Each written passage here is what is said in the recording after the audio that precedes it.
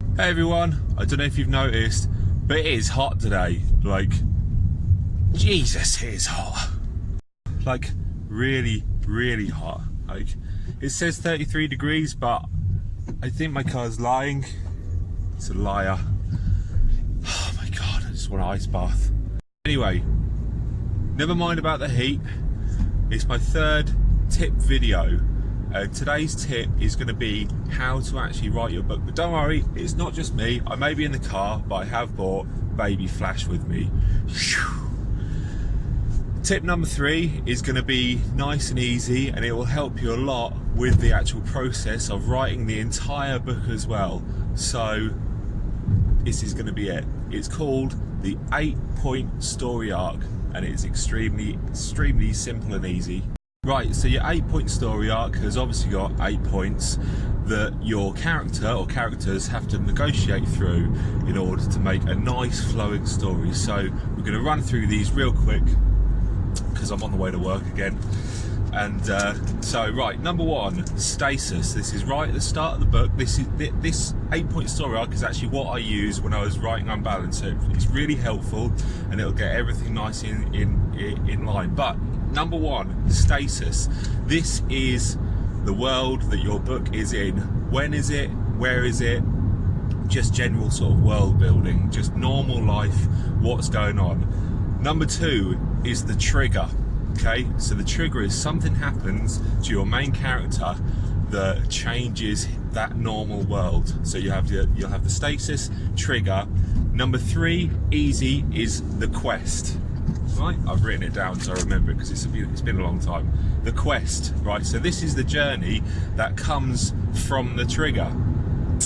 Lord of the Rings, the ring appears, Frodo and the Fellowship of the Ring have to go on their quest. As simple as that. Number 4 is the surprise.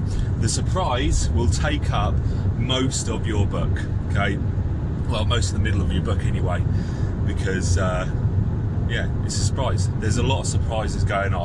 Just like Lord of the Rings, you know, the quest starts and then you have loads of surprises, loads of things that really go wrong actually, you know, some good things, some bad things, but that is the surprise. Next up, number 5 is the critical choice.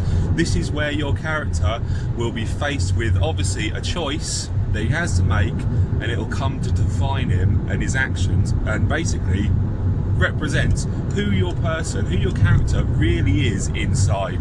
Next up, it sounds daft, sort of counterintuitive, but is the climax. It's not the last point of the 8, it's the climax, which it sounds like it should be at the end, but it's not. And this is the result of your character's critical choice.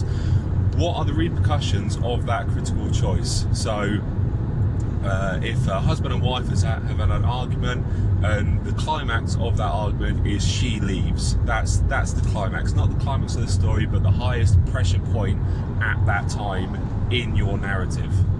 So next up we have the reversal. Okay, so taking the same situation, husband and wife argue, she leaves. She goes out into the world, or he goes out into the world, whatever, and that's a reversal.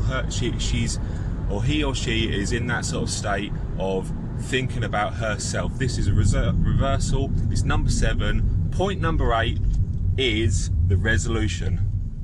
The resolution of your story is where everything that's happened to your main characters ends up. So they've been through the ropes, you know, they've gone through hell and back and everything, and they've changed as a person, and the resolution is that new world that they now live in. And it's basically you take them all the way back to the stasis and they're a completely changed person, and that's really the climax of the book. But that's the resolution. That's 8 points that you can easily do, and it'll set your book up nicely. So yeah, goodbye from me, goodbye from Mini Flash, and enjoy the video and subscribe.